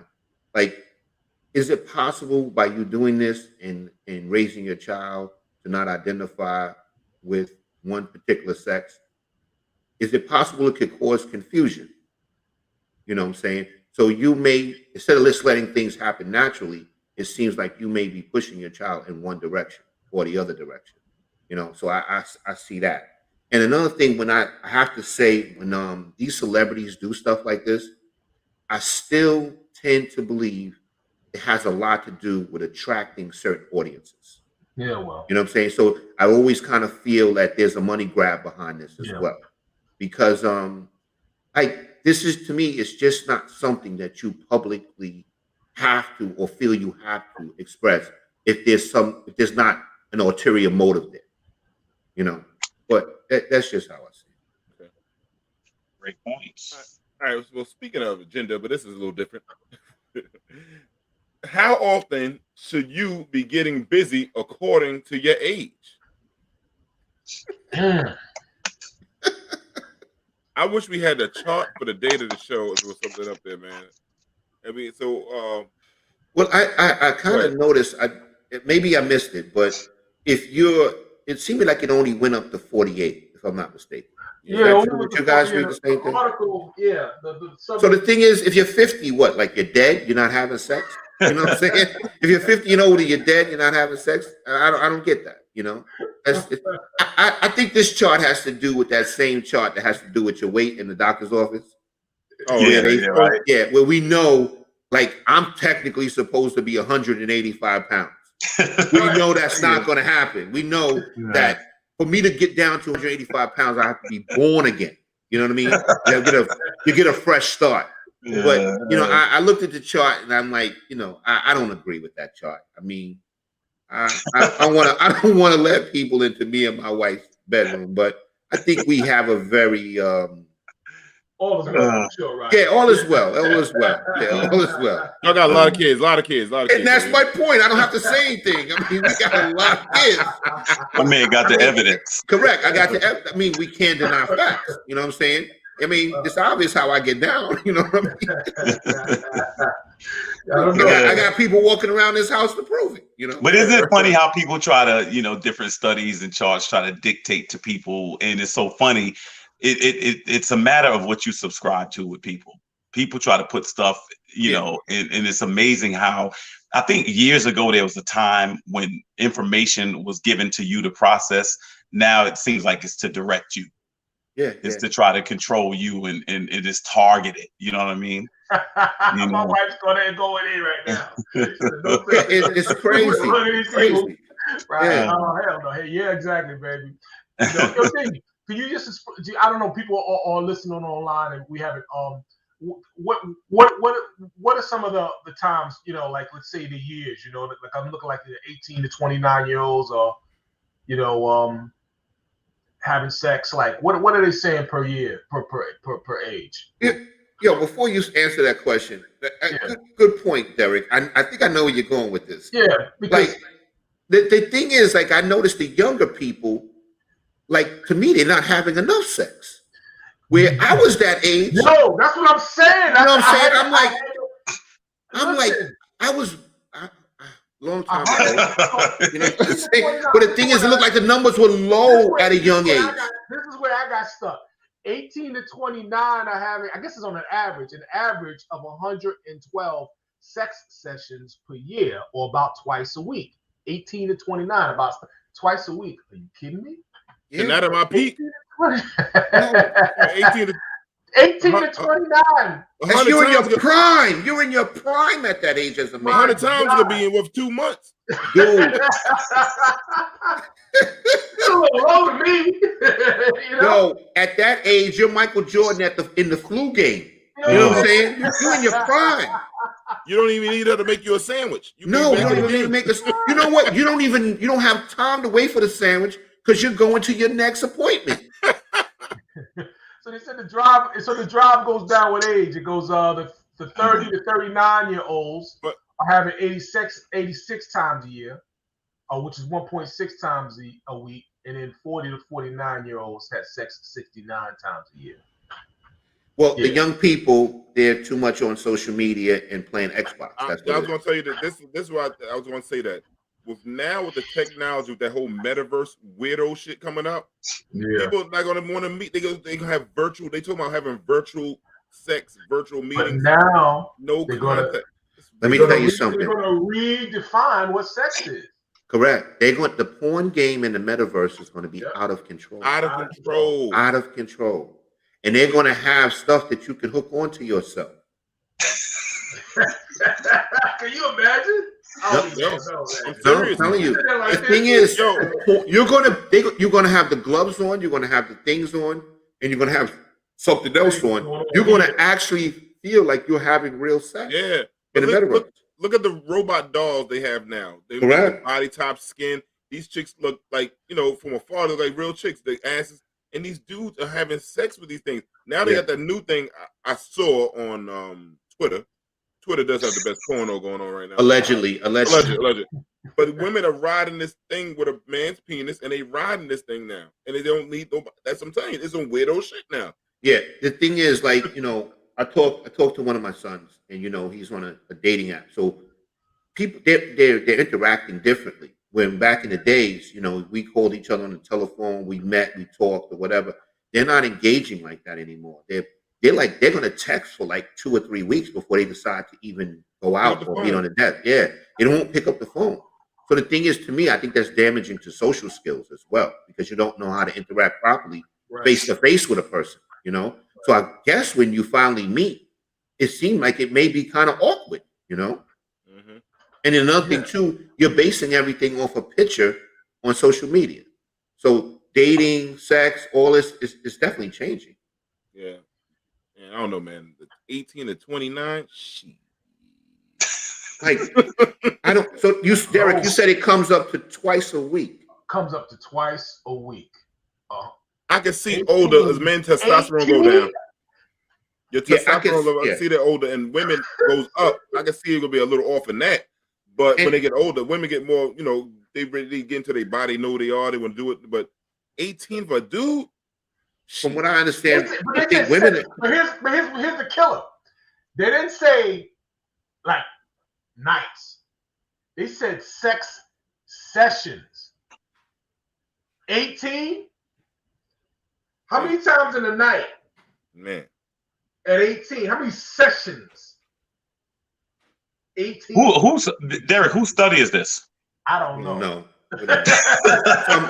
some white man. Some white man. They don't need to do no more. They don't need to do no more. They might have studied all white people because their population going down. Might have been all white people they did study. They got to think about it. That'd have been seriously. They look at the population. We have some reason people of color having a lot of babies. So somebody having some fucking going on. I remember when I was working in the police department and I would have discussions with my white colleagues. It's very clear that they don't have sex as much as we do. That's what I learned. Like their wives always had some excuses. Oh wow. Yeah. Better go get the rose. Something else. I'll tell you about that later on. But anyway. Go ahead, Rodney. You want to say something? No. That's all I was going to say. That was my observation when I worked in the police department. That they didn't have as much sex as we did. Oh man. But speaking of somebody that I guess not. Well, it's kind of sex related. This blogger Tasha K reacts to losing $1 million of Cardi B in a lawsuit. So this lady right here was talking junk about Cardi B, alleged saying Cardi B had STDs, giving them to people, doing all kind of tricks in the strip club with stuff. And the Cardi B told her to stop it. Sued her, got 1.3, I think it was, in the first suit. Right? She was doing more than talking junk about her. She was slandering her. Slandering. Yes, that's correct. And then it's 1.3 she had to pay out, and then there's another, but some other kind of damage. It's almost close to $3 million, what I understand. I think the total with the pain and suffering and the damages or whatever, I think it comes up to like $4 million or some change. Wow. That she's supposed to pay to Cardi B. And I'm not a big Cardi B fan, but good for her. Good for her to get that, because you got to be telling the truth out there. Don't just start throwing stuff out there just to get some shine, and you want to get your likes up. That's what, when getting your legs up go wrong, this will just happen to you.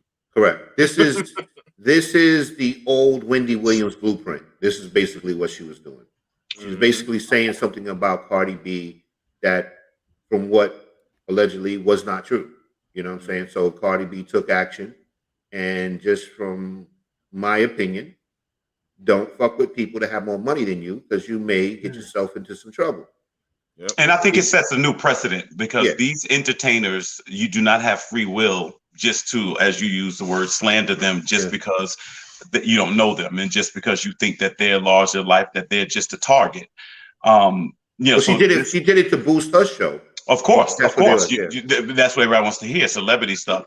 So the first thing that is good that she set this precedent, because it made people think twice about how they cover people or how they discuss people or analyze their lives. Secondly, I want to say, I think y'all slandered me with these headphones tonight. I just want to say that. I'm gonna get that. I just want to say that. So I was just letting y'all know.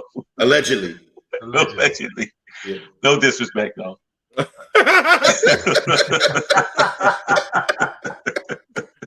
And I'm gonna shout out to Cardi B. Cardi B unblocked me. I've been blocked for at least 5 years, close to something like that now. Oh damn! Hey man, what you do, man? Damn. That says something about her teeth. Yo, well, D, don't do it, D. Don't do it. I didn't want to be. Don't let this go back. No, Chicken Wing kept tagging me, man, on her page. I was like, this was before she got really big, and I was like, I'm tired of this ghetto chick with the raggedy teeth. And then next time she blocked Chicken Wing and myself. Raggedy teeth. Wow. Mind you, everybody, those opinions. Got it. I'm giving a story about. Yo, you know what's so funny? Rodney, literally 2 minutes ago, I looked at the clock and I'm like, D is gonna make it. I never do a whole show. Just Listen, 2 minutes ago, Derek, I was like, he's gonna make it. I didn't want to say nothing. I was telling the story why I got blocked. Derek is not going to support you. He's light skinned. He's over here. Yeah. Wow, my man. I thought my man made an hour and a half. You got to understand. Wow. Jamie got his finger on the button. I thought he was gonna make it right before the hiatus. I was on the third of the pass, man. You did, but it's a retroactive scroll. We ain't trying to get sued. It's a retroactive scroll. You know why? The only reason you get a scroll back then, because we didn't have a show back then. So it's retroactively. You know what I'm saying? It's just fucking Jamie gonna say. Jamie said you said something negative about her teeth. can't. Yeah, but that was in the past, not now. I said that's why I got blocked for her teeth. I'm gonna We just save didn't us. give you the scroll because we weren't on then. I'm gonna save us. Shout out to Cardi B. Congratulations on the winning the Word. lawsuit. Glad you getting that money. And we're happy for you, sister. And also Yep. that new toothpaste endorsement. Yeah. Cardi B, I got credit too. She also helped out the people in the Bronx. She wanted to give out, pay for the funerals, all that stuff She like did. that. Shout out to Cardi B, man. Word up. Yeah. Even though me and her got our beef, still like Cardi B for what she do. You gotta give credit to credit due. No, when she goes after something, she sinks her teeth into it. That's a fact. Oh, Kelvin don't get it? No. Kelvin doesn't get it? Seriously, man. I thought Jamie was my homie and shit. Yo, you know how in a studio you put labels on certain sounds in the studio and you put it above the buttons and dials. Jamie has the name above the scroll for the button. Without a doubt. Without a doubt. It's the man hit the button scroll. No doubt about it. I think he's mad at me because I was made that about him being deaf joke. And he was That's probably it too. That's probably sparked. Flagrant foul. Flagrant foul. Yeah. No, he's waiting for that. So I said bullshit, Jamie. So let's put it like this: you have something unique on the show, D, that none of us will be able to catch up to you with, and that's the scrolls. You no doubt. But this one shouldn't count. You are the record holder. I can't. Yeah. I'm not trying to compete with that. The ball, brother, yeah. Kelvin's right. That was funny, Derek. Kelvin's right behind me with that shit, though, man. You see that? You know what? I'm appealing mine. Yo, Misery I'm loves appealing somebody. mine. I think Kelvin might have two and maybe mine are tied up in court right now. I'm appealing one of them. He's fighting. That's classic shit. Man. Let me see what we got here. Black women have black women been through a lot, so it's not fair to compare them to other women. Jamie, I think we have a video for this. Credit to Dr. Boyce Watkins for this video too. Yeah. Women, they're raised to be a wife. But why isn't a black woman raised that way? Most black women are raised to be independent. Remember, let's be real. Say that again? Most black women are raised to be strong, tough, independent, and don't take no shit. Because your daddy wasn't shit. I raised you alone by myself. Be a strong black woman.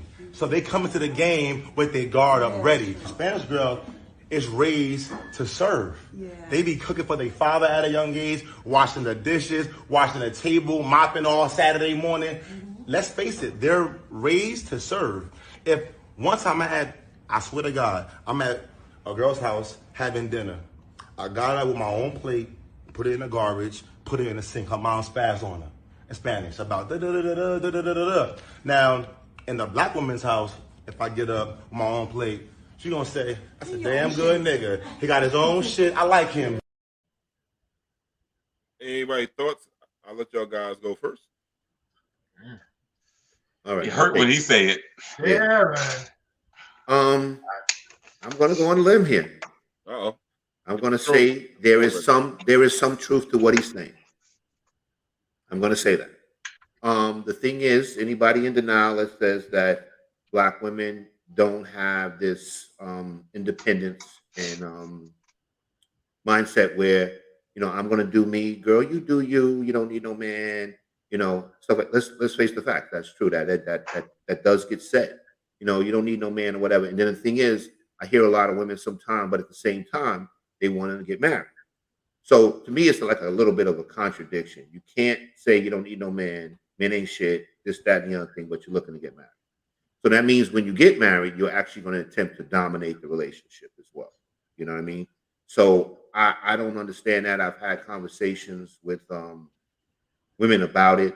I said before in the past, I think that women don't listen to men's feeling on the situation. They tend to listen to other women, and sometimes the women they get advice from are in worse positions than they're in.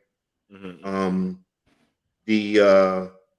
The other thing is that as far as the part where he says about Spanish women being taught to serve, I don't know if that's completely true. You know what I mean? But I do know that I was at a cookout one time and I seen a mother check her daughter for getting a plate for her boyfriend, and I thought that was severely inappropriate. she did say to her, and I heard it clear as day. She said, "What's wrong with you? You don't get no plate for no man." Wow. Yeah, that I was taken back by that. I mean, I made plates for my wife. My wife's made plates for me. I mean, we do a lot of things for each other. You know, I think sometimes people have this misconception of what a union is. You know, but that's just my opinion on it. I do think there's some truth to it. I mean, I don't think anybody here can say they've never heard a woman say that about men ain't shit, this, that, and the other thing. I've heard him numerous times. I think, Rodney, there's also a couple of factors. One of them is the age that we live in now. Mhm. I think that there was a time across the board where that was a little more conducive to the average relationship. You know what I mean? And I think that was maybe a decade, a generation or two ago, where that was very, very commonplace. I watched my mother. She worked as well as my father, but my mother would usually prepare food. My mother would usually serve all of us and things like that. And that just was probably the way it was at the time. Back in the day, it was like once you had a family, the woman, you know, when my parents first bought a house, Mhm. my father out in the garage checking out tools and stuff. My mother's in there cleaning the kitchen and this, that, third. The roles have changed. I can't speak on the Latin community because I'm not part of that culture. I do know the culture is a little different, and I have to admit, I do see some differences, some cultural differences in that community, I have to say. But it's so ironic. One of my friends was just telling me recently, she said she just kind of came into a revelation that she was raised to be independent. And she says now she's kind of changing her ideology because it may not be conducive to today's relationship. Correct. You know what I mean? And things like that, you know. So it is ironic that he said it, but I also think it is interesting. I am very, very careful to try to not make sweeping, you know, judgments across the board because I know what that does. But from a cultural standpoint, I do see some cultural differences there. And I think one of the things is you see the residue of the lack of a paternal reference point. And I think that makes a big difference when one of my friends said something to me yesterday. She said the reason you see a lot of young ladies swept up by the guys in the street, she said, because if you don't feel protected at home, this guy makes you feel protected in the street and he knows what to say. Mhm. You know what I'm saying? Now he's saying it for his own gain, but he knows what to say. So I think our community has really suffered from the lack of fathers or a male figure in the home. And I think the residue of that could be that someone will actually become more independent or actually overdo something because of the lack that's there. So it may be a valid point. And it may just be his experience, by the way, as well. Listen, I'll say this. There's some truth to what you're saying there, Kelvin, especially with regard to men in the home. I would stay away from stereotypes between Black American women and Latin women. All right. I will say what I experienced in my home growing up was very similar. You know, my mother, did the quote unquote motherly duties, fixed my father's plate, did the cooking, did the cleaning, all of that sort of thing. That was my experience. And my father did his thing, which was a typical manly duties, and we had a clear definition of the roles of men and women. I don't necessarily have a problem with the woman being independent, whatever that is. All right. I think in today's society, everyone needs a certain level of independence. That's just how it's now structured. But I think what we're talking about now is some sort of hyper sense of independence or maybe resentment or casting away of old roles and old wisdom, So, you got someone, if you want someone in your life, be nice. Be nice to them, take care of them. Show that you care for them. Do the small little things, And it's not a civil rights case, you know what I mean? That you fix someone's plate, it shows that I love you. I do things for my wife that show that I love her. She does things that shows that she loves me. Nikisha's speaking in, she says, my mother always said that a man will always find a woman to take care of him, but a woman will not always find a man to take care of her. That's how I was raised. She was a single mother. You know, if you find a real man, you will. that was her sensibility based on her experience. You know what I mean? I can say that there are plenty of men out there. I've seen the opposite. I've seen something different. You know, many times over. You know, but that I've lived something. I've seen it. I've lived it. You know, it is what it is. But you know, so so you know, I don't know that. I will also say that my wife, I'm happy with my wife. You know what I'm saying? My wife is black and she's also Latino, you know, and you know, and that's who I married, and I'm very blessed to have her. You know what I mean? And she is very feminine, and she, you know, you guys know her, and she takes her motherly duties seriously and wifely duties. You know, she embraces those, and we're happy. You know, and she's gotten into arguments with people people, you know, have kind of, I just want to say, hated on her for, you know, speaking up. You know, girls would ask her, you know, well, you know, how can I meet somebody? She would tell them, how about you smile? You know, just smile sometimes. Friendliness, right? Right. But if you say that as a man, because we've heard men say that to women, well, man, you know, why don't you smile sometime? And it's, you know, they take a step back and huff and really get upset, you know. So and she's, you know, so I mean, it's an interesting conversation to say the least, you know. I don't know, and I don't want to necessarily, and I do acknowledge that there probably are cultural differences, but the cultural differences may be in regard to the traditional roles of men and women, what was kept and what's been tossed away. So. Good point. That's a very good point. Yeah, man. But yeah, I mean, I don't know. I think nowadays some of the young ladies are raised in survival, and that's why they talk the way they want, and everybody don't want to feel like they're gonna be a sucker if they do something nice for somebody. Yeah, I don't know if it's that. I'm not just talking about just black women, just some women in general. But I don't know. I've just been fortunate. The black women I ran across always like made sure I was always good, you know. And then so I don't know. So I don't. Yeah. It's my reality to what that brother's going through. I never had. I met a lot of black women that, you know, the same. Just made sure you were good, you know. Yeah.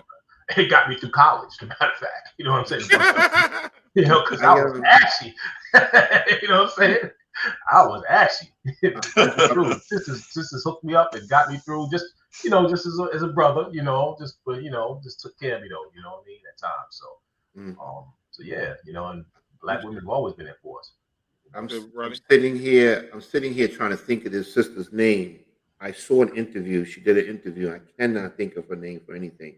But her point about this topic was that she said that the black woman was extremely damaged by the women's movement. You know, definitely. The white women's movement destroyed. Correct. She said that while, you know, she said during the days where they were marching and they were burning bras. Was it Francis? I can't remember her name, but she said that while the black women were marching along with white women or whatever, she said the difference was white women after the march and burning bras, they still were going home and taking care of their families and making dinner for their husbands, where black women took it really deep and they took it too far. You know what I mean? They continued it throughout, and it actually damaged their relationships and their households.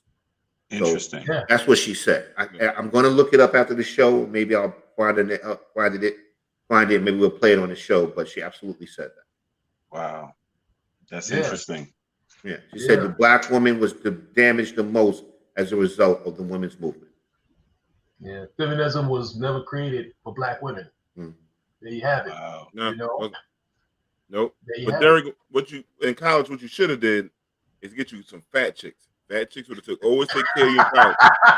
I'm not being disrespectful, but plus Here size it comes. Here it comes. No, Jamie knows too. Yep. I think Jamie went down to Daytona at that time, and they made me go out there, and we had no hotel rooms, and I went up there and found a fat chick and got us hotel room. We all got showered. We took this chick room. We got snacks and everything.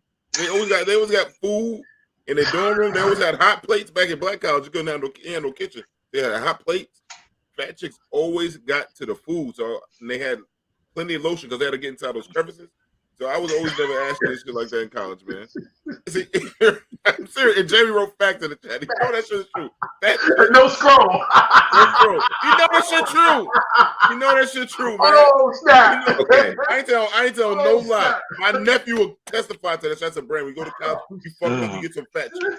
Okay. I only had 2 issues with the statement you made, D. Go ahead. One was the snacks, because you specifically used the word snacks. Bro. And then the other one was the lotion. They always have a lot of lotion. They always have, bro, they had to get How do you come to that conclusion, D? Because every time I came to Fat Chick's house, they had that large family-sized bottle of lotion. And they got to get all that shit in there. And they're like, yo, I need a back rub because they couldn't get some of that shit. So I go in there, get that inside the crevices. You know what I'm saying? I'm not going to lie. They had Little Debbie's, Doritos, when the Cool Ranch first came out. All that shit. So you were lotioning them. That's what I heard. That's what I heard. Okay, wait a minute. I want to. No, listen to me. I'm not going to let this go. Yeah. So, D, you were lotioning the fat chicks at school. Because I couldn't afford lotion. Okay, now, everybody heard D say that he was lotioning the fat chicks at school. This is helping my investigation because this may point to D lotioning chicken wings on. There is a correlation here where you have a history of lotioning people. That's good detective work, Rodney. That's good detective work. He tied it together. Leave that police shit on. Don't bring that shit to the up. And yo, somewhere along the line, that women's secret is in this missing from their dorm. Yeah, this is. We're starting to see now. We're putting it. How do you do it, Rodney? You're putting it together, putting the pieces together. It's like a puzzle. You're putting the pieces together. Now the truth comes out, just like Oprah said. Like my grandmother said, she said, if you want information, just let somebody talk. Just let them talk. But it's the truth, man. I ain't like somebody telling me that that's bad when I said that, but it's the truth. I'm just telling the truth. I ain't no shame. Those things can't lie on me. I mean, I can't lie on myself. D, did you lotion chicken wings? No, I never lotioned his arm. He's lied about that part. He lied about that. Now, my old supervisor back when I worked at continue my investigation. I worked at the Russell House. She was a little plus size woman. Took care of me. But anyhow, we got a few of this left. And we right on the show. We got on the watch it or chop it, brothers. We got brother Rodney put this in and told us to watch. We told me to watch it. It was very interesting. Finding Kendrick Johnson. Rod, you want to talk about it a little bit? Yeah, sure. For anybody that hasn't watched it yet, it's on Stars. It's on demand. It's about a young man in Georgia who was actually murdered in his high school during the day, during the course of the day in school. There seems to be a serious issue here with this case being solved because it's unsolved. And actually, my heart goes out to this family because they never received justice for their son's death. Now, the main suspects I'm going to keep using the word murder because from what I see and from my background, that is clearly a homicide. The suspects in the murder are 2 sons of a FBI agent. And it seems like there was a cover-up involved here. So if you have time to watch it on Stars on demand. And Amazon Prime, I think Jamie says on Prime now. It's on Amazon Prime. The thing is that this documentary needs exposure because I don't know if people remember the documentary on R. Kelly, Surviving R. Kelly, the views helped to reopen the case on R. Kelly. And the Malcolm X murder. Correct. So, we're bringing attention to it so people can watch it, get the views up, possibly get it on Netflix, and maybe they'll be forced to reopen this case and actually bring the two perpetrators to justice and get this family the justice that they've been waiting for years. Yeah, but I will tell people ahead of time that it is extremely graphic. Some pictures very graphic, and it's gonna make you feel almost like 2020 all over again. Yeah, like when the all that protests and everything that you want to just. It's going to be, in other words, it's going to be extremely upsetting to you when you watch it. Yeah. I watched it with my wife the other day, and as she wrote, you know, it was definitely heartbreaking and gut wrenching. You know, the KJ documentary is literally gut wrenching and heartbreaking. You feel it in your stomach, and it will definitely leave you different and changed and baffled. Not even baffled, because maybe that's a defense mechanism. You know what it is, but it's just hard for the mind to accept. You know, that all of this happened, and the depths of the cover up, and you know, just how deep it all went. You know, and what needed to happen in order for us to get to this conversation here. You know. So yeah, it was definitely, check it if you have opportunity. You do yourself a favor and definitely watch that documentary. You know, but give yourself some time to recover. Them white boys lucky they got a God-fearing father, because otherwise I don't know if I could have. Oh my God! I don't know if that man or sons could have been able to walk the planet again. Yeah, I'm serious. That's how severe this is. That's how severe it is. So actually, I don't want to talk too much about it, but one of the detectives in the documentary made that statement. Yes, he doesn't know how Kendrick Johnson's father is not in jail right now for killing those people. Yes. She says it increases my fear for my sons. Yeah, absolutely. And if you have sons or just having children, this will touch you. Yes, it will. Yeah, children in general, just have children. Period, man. It's terrible. Yep. And another thing is Ozark is back, man. I don't know what season this is. My joint. That's my joint. I'm about to watch that joint. I only got past episode 1 of this season, so don't nobody say nothing if y'all saw it already. But Ozark is back, and I can't wait to finish watching the season. There's only like 7 episodes this season, I think. Though. This is the thing. I will tell you this, D. I did see the whole series, all 7 episodes. I'm sorry. At the end, you're going to find out that it's not over. So there's going to be another set of series coming in May, from what I know. Okay. Good. Because they probably had to slow down because of COVID, probably, or something like that. I've seen the series do that before, where they kind of take a break in the middle of the series and come back. You know what I mean? That's happened before, So they gave me the full set, but then they just break it up, though. Yeah, that's been happening with a lot of shows when COVID hit, because Wu-Tang stuff ended like after 5 episodes this time, and a few things have ended really short this last couple of years. I mean, over this last 2 years, rather. Yeah. No, I got a question. Right. And I'm going to give my wife credit for this because she brought it up when we were watching it. She said, who do you think has more problems, Marty Bird or Tariq? Or who?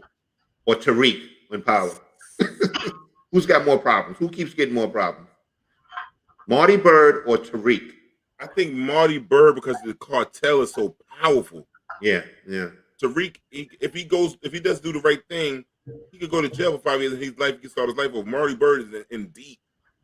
No, but you got to realize the point of the character is always to get away with it. That's the point of the whole character.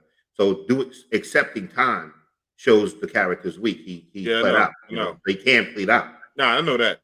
But his father always beat everything. Remember? Yeah. The funny thing is that the memes on the cousin that plays basketball, Zeke, those on the internet are hilarious. Zeke is the worst actor on television. He's the worst actor since Tougher Than Leather, Run DMC. Yeah, that's pretty bad. No, he does look a little dumb on the show. You know, Rodney being kind. I'm trying to be nice. You don't want the stroll. You don't want the stroll. No. I'm not trying to stroll. If I say it and I mean it, but you know, no, you trying to get me to catch up to you. That's what you trying to do. You trying to pull me into your world. But no, I think that Zeke does look like a moron on the show, and at least he plays a moron really good. You know. You think about this, Rod. He didn't question that Mary Jane's his mother. He said, I'm not going to be eligible for the basketball. Like, yo, dude, your aunt just said your aunt's your mother. Yeah. Eligibility. You worried about eligibility. Yeah. I'm like, God damn, this is horrible, man. Yo, I never saw that coming. I never saw it coming out that way at the dining room table. He was dropping them hard on him, man. And then we got a few more. Spider-Man is back out. Which one is this? Is this Spider-Verse or this is the regular Spider-Man? That's the wrong goddamn Spider-Man. Is that Spider-Man? I don't know. Kelvin? We don't know. What did he? I think that's the middle one. I think that's the there was 3 in the latest movie, and I think that's one of the guys that played it. Oh, that's the bisexual one, Jamie said. Yeah, that's it. I mean, I know the picture already gave it away, but yeah, that's and he don't get the stroke. But I say something about I thought that picture exemplified it. That's what I thought. No, let me explain something to you, D. Okay. Now I'm gonna get this straight about the scroll. Go ahead, man.